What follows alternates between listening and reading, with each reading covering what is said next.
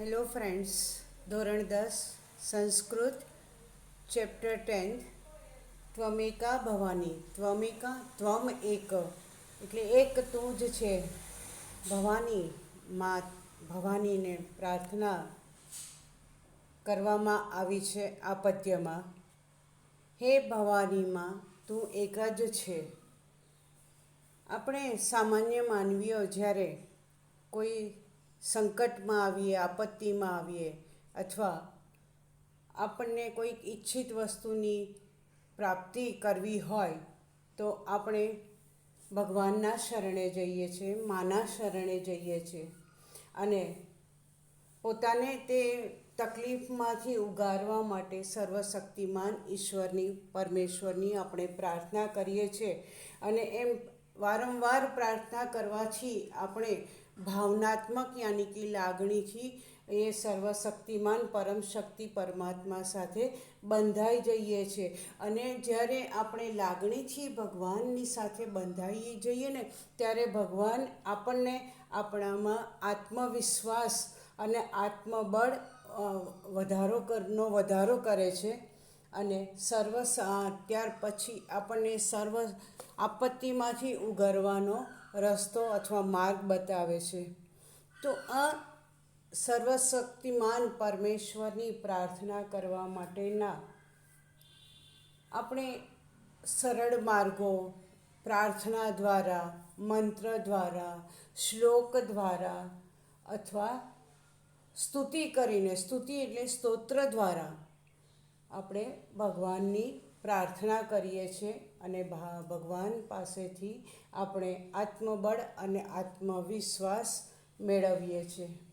તો આ સ્તોત્ર એ ભગવાનની સ્તુતિ કરવાનો પણ એક ભક્તિપૂર્ણ સ્તોત્ર છે અને એમાં ઘણા બધા સ્તોત્રો શંકર ભગવાનને જો આપણે પ્રસન્ન કરવા હોય તો શિવ મહિમ્ન સ્તોત્ર, પછી રામ ભગવાન માટે તો રામ રક્ષા સ્તોત્ર, યમુનાજીની સ્તુતિ કરવી છે તો યમુનાષ્ટક સ્તોત્રમ, પછી સર્વોત્તમ સ્તોત્રમ અને મા ભવાનીની સ્તુતિ કરવી હોય તો ભવાન્યષ્ટકમ. આ રીતે વિવિધ દેવી દેવતાઓને પ્રસન્ન કરવા માટે આવા વિવિધ સ્તોત્રો વૃત્ત અલંકાર પદ્ધતિએ આમાં દ્વારા છંદ, અલંકાર, વૃત્ત એમ ગેય પદ્ધતિથી સંસ્કૃત સાહિત્યમાં વિશિષ્ટ સ્થાન પ્રાપ્ત કરેલ છે. અને એમાં સૂર્ય શતકમ અને કનકધારા સ્તોત્રમ એ જેવા કેટલાક સ્તોત્રો છે જે શ્રદ્ધાપૂર્ણ મનોરંજક કથાઓ અને દંતકથાઓ સાથે પણ સંકળાયેલા છે. આમ ભક્ત હૃદય દેવી દેવતાઓની અલૌકિક શક્તિથી પ્રભાવિત થઈને તેમની સમક્ષ મસ્તક નમાવી અને દેવી દેવતાઓનો મહિમા ગાય છે અથવા એનું વર્ણન કરે છે. અને એમાં પરમાત્માના ભિન્ન ભિન્ન સ્વરૂપોની પૂજા અને ભક્તિનું સુંદર પ્રતિબિંબ આમાં જોવા મળે છે. આમ એવું જ એક મા ભવાનીનું ભવાન્યષ્ટક સ્તોત્ર છે જેમાં 8 સ્તોત્રો છે. એમાંથી 5 સ્તોત્રો એટલે આમાં આપણે શીખવાના છે. બહુ સુંદર ગેય પદ્ધતિમાં છે અને ખૂબ પ્રચલિત છે, તમે સાંભળ્યા જ હશે.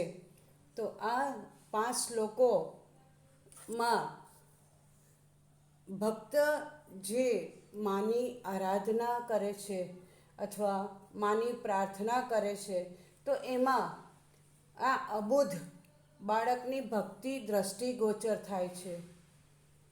આ સ્તોત્ર ભવાન્યષ્ટકમ આદિ શંકરાચાર્ય રચિત છે અને એમાં મા ભવાનીને સર્વસ્વ દર્શાવ્યા છે અને એમાં શાસ્ત્ર, તપ, તીર્થ, વ્રત, ઉપવાસ જેવા આ સ્થૂળ કર્મકાંડો, ઉપવાસ કરવા આપણે આજે પૂનમ છે, પૂનમનો ઉપવાસ કરીએ, એકાદશી છે, એકાદશીનો ઉપવાસ કરીએ, પછી હવે માર્ચ મહિનામાં શિવરાત્રિ આવશે જન્માષ્ટમી એમાં વ્રત ઉપવાસ કરીએ છીએ. આ સાંસારિક રીતે કરવામાં આવતા વ્રત છે. પણ એમાં બાળકને જે આ પ્રાર્થના કરે છે, આ સ્તોત્ર દ્વારા મા ભવાની સ્તુતિ કરે છે, એમાં અબોધ બાળકની માનસિકતા દર્શાવી છે કે એને આ જે સાંસારિક સંબંધો છે ને એમાં જરા પણ રસ કે રુચિ નથી. ફક્ત ને ફક્ત તેને કોને માના શરણોમાં જ જવું છે. અને એને માનામાં વિશ્વાસ છે કે ગમે તેવી વિકટ પરિસ્થિતિ આવશે તો પણ મા મારી રક્ષા કરશે જ. આ ખૂબ સુંદર ગેય પદ્ધતિમાં ગવાય તેવું સુંદર સ્તોત્ર છે. આવો મિત્રો, આપણે હવે મા સદૈવ આપણી રક્ષા કરે એ પ્રાર્થના સહ માતાની સ્તુતિ કરીએ. ન તાતો ન માતા ન બંધુર્ન દાતા ન પુત્રો ન પુત્રી ન ભૃત્યો ન ભર્તા ન જાયા ન વિદ્યા ન વૃત્તિર્મમૈવ ગતિસ્ત્વં ત્વમેકા ભવાની. ન તાતો એટલે કે તાત એટલે કે પિતા. હે મા, મારે કોઈ પિતા નથી, કોઈ માતા નથી, ન બંધુર ન દાતા, ન કોઈ ભાઈ નથી, ન કોઈ દાતા નથી, ન પુત્રો ન પુત્રી ન ભૃત્યો ન ભર્તા. મારે પુત્ર પણ નથી, પુત્રી નથી, ભૃત્યો યાની કે નોકર અને ભર્તા યાની કે સ્વામી. મારે કોઈ નોકર નથી, સ્વામી નથી. ન જાયા ન વિદ્યા, જાયા એટલે કે પત્ની નથી, કોઈ મારે પત્ની નથી, વિદ્યા ન વૃત્તિર્મમૈવ, વૃત્તિ યાની કે નોકરી કે ધંધો મારી પાસે કાંઈ જ નથી. તો મારે એક જ છે, તું છે. શું છે? તો ગતિસ્ત્વં ત્વમેકા ભવાની. ગતિ યાની કે આશ્રય, શરણ. બાળક માતાના શરણમાં જાય છે અને કહે છે તું જ એકમાત્ર મારું શરણું છે અને તું એક જ મારી ગતિ છે. આમ પ્રથમ સ્તોત્રમાં કહેવામાં આવ્યું છે, અનુવાદ લઈએ ફરીથી. મારે પિતા નથી, માતા નથી, ભાઈ નથી, દાતા નથી, પુત્ર નથી, પુત્રી નથી, નોકર નથી, સ્વામી નથી, પત્ની નથી, વિદ્યા નથી, નોકરી ધંધો પણ નથી. હે ભવાની મા, તું જ એકમાત્ર મારું શરણું છે, તું એક જ મારી ગતિ છે. બીજા શ્લોકમાં મિત્રો, ન જાનામિ દાનમ ન ચ ધ્યાન યોગમ ન જાનામિ તંત્રમ ન ચ સ્તોત્ર મંત્રમ ન જાનામિ પૂજામ ન ચ ન્યાસ યોગમ ગતિસ્ત્વં ત્વમેકા ભવાની. હવે આ સ્તોત્રમાં ધ્યાન યોગ. ધ્યાન એ માનસિક પ્રક્રિયા છે. ઈશ્વર પ્રત્યે આપણે હાથ જોડીને બેસીએ છીએ, પરંતુ આપણું ચિત્ત ક્યાંય આમ તેમ ભટકતું હોય છે. પરંતુ અહીંયા પરબ્રહ્મ સાથે માનસિક રીતે એકરૂપ થવાની પ્રક્રિયાને ધ્યાન યોગ કહેવામાં આવે છે. તો આ સ્તોત્રમાં કહે છે, ન જાનામિ દાનમ ન ચ ધ્યાન યોગમ. હું કોઈ દાન કે પુણ્ય કરવાનું જાણતો જ નથી. દાન કરવું એટલે પુણ્યનું કામ કરવું મિત્રો.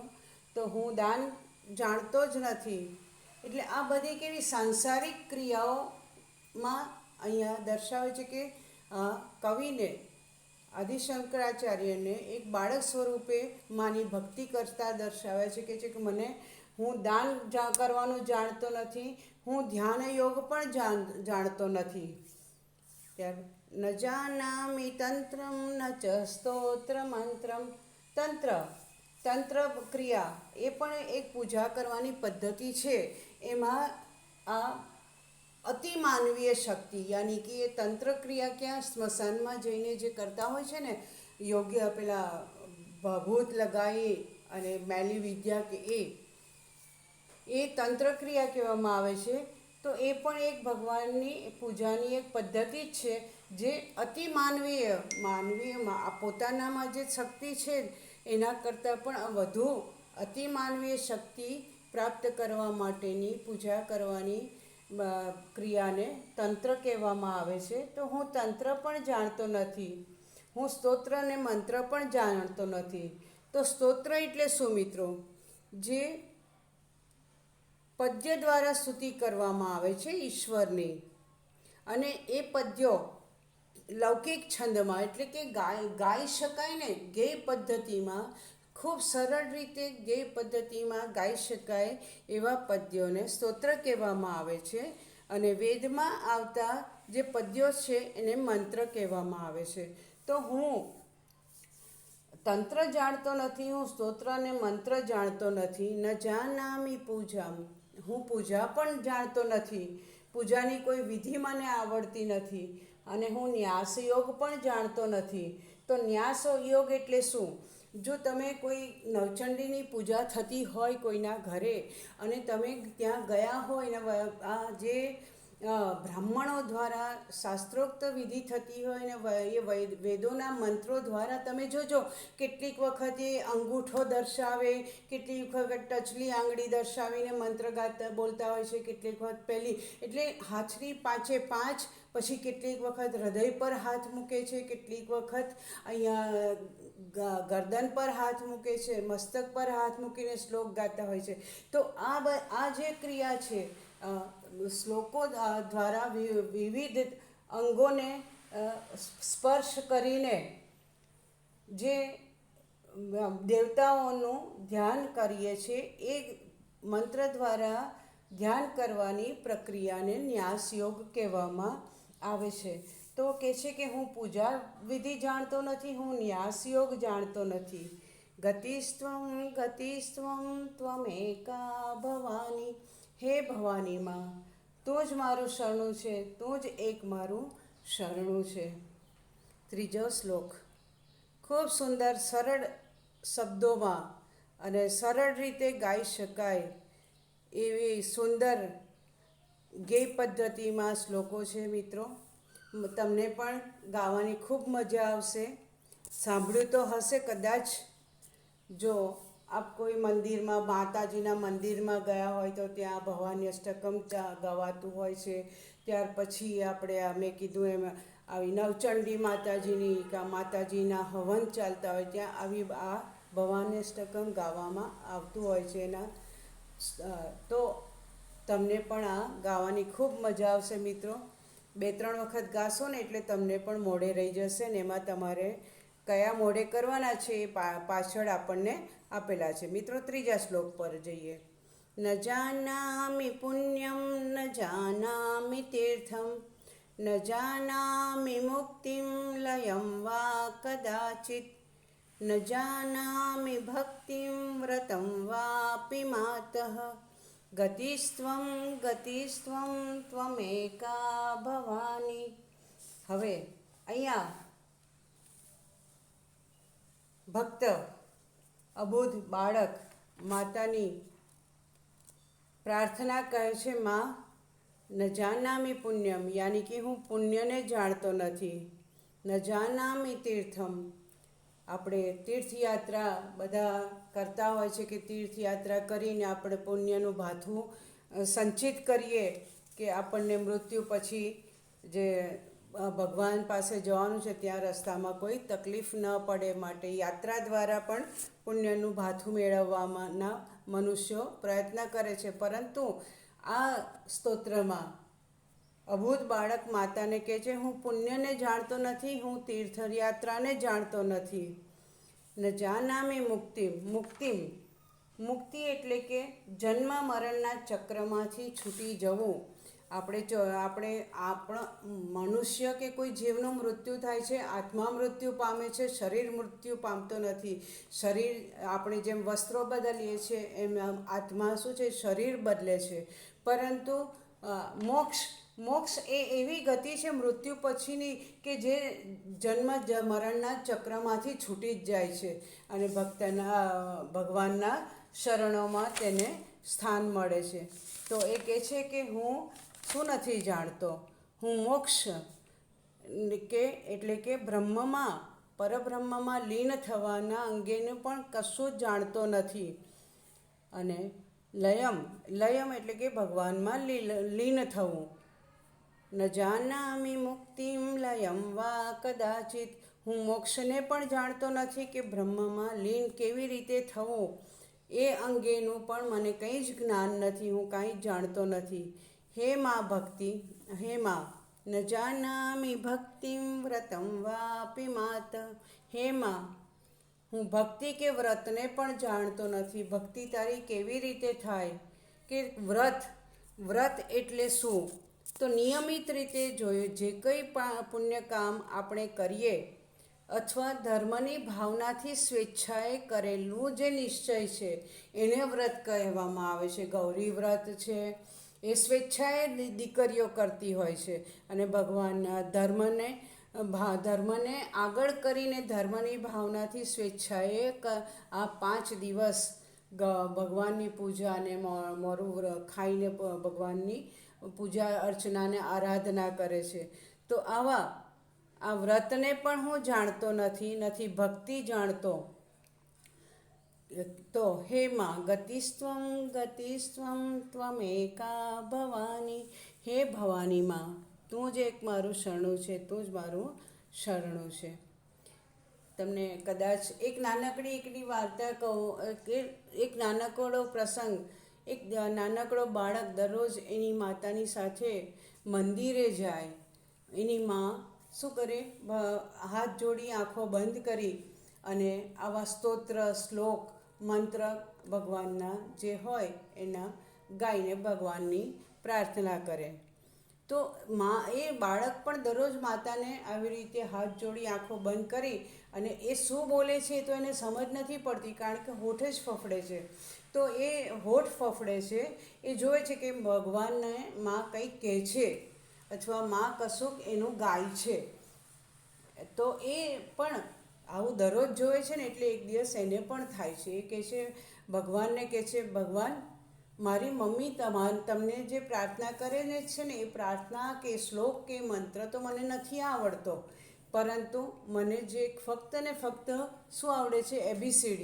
એટલે એ પણ શું કરે છે, ભગવાનને નમન કરીને કહે છે કે મને આટલું જ આવડે છે અને ભગવાનની સામે ABCDEFGHI આખી આલ્ફાબેટ બોલી જાય છે. આવું દરરોજ નિયમિત કરે છે. ભગવાન પણ એની ABCD પણ એણે શું કર્યું છે, ABCDનો પૂજા અથવા પ્રાર્થનાનો સ્વીકાર કરે છે, કારણ કે એનું હૃદય શુદ્ધ છે અને એણે શુદ્ધ મનથી ભગવાનની પ્રાર્થના કરી છે.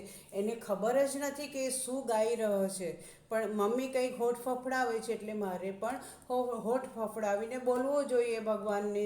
તો ભગવાન પણ એની પ્રાર્થના સ્વીકાર કરે છે. મિત્રો, આપણને જે પણ આવડે, હું નથી કહેતી કે તમને દરેક ભગવાનના જુદા જુદા સ્તોત્ર મંત્ર આવડે.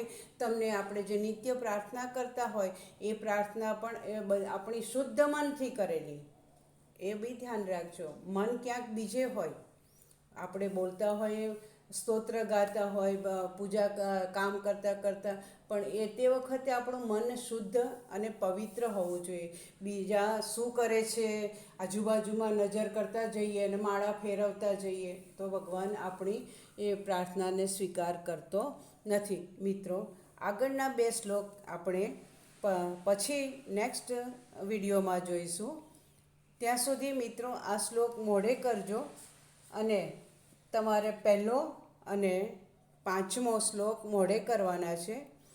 એટલે એને વારંવાર ગઈ પદ્ધતિથી ગાશો, તરત જ યાદ રહી જશે. જેમ આપણે ટીવીમાં કે મોબાઈલમાં સાંભળીએ છીએ ગીતો અને યાદ રહી જાય છે, તો આ પણ યાદ રહેશે. મિત્રો, શુદ્ધ મનથી અને શુદ્ધ તનથી ખૂબ હૃદયપૂર્વક ખૂબ ખૂબ ખૂબ ભગવાનની માતાજીના શરણે જઈને પ્રાર્થના કરજો. અચૂક સાંભળશે અને સાથે સાથે આપણે આ સ્તોત્ર ગાતા ગાતા માતાજીને સર્વી દેવતાઓને વિનંતી કરીએ કે હાલની જે આ પેન્ડેમિક પરિસ્થિતિ છે એમાંથી સર્વે જીવોને ઉગારે અને પૂર્વવત જીવન પાછું આપણું થઈ જાય એવી પ્રાર્થના સાથે મિત્રો નેક્સ્ટ વિડીયોમાં આપણે મળીશું. ત્યાં સુધી have a nice day. Bye. આવજો. જય શ્રી કૃષ્ણ.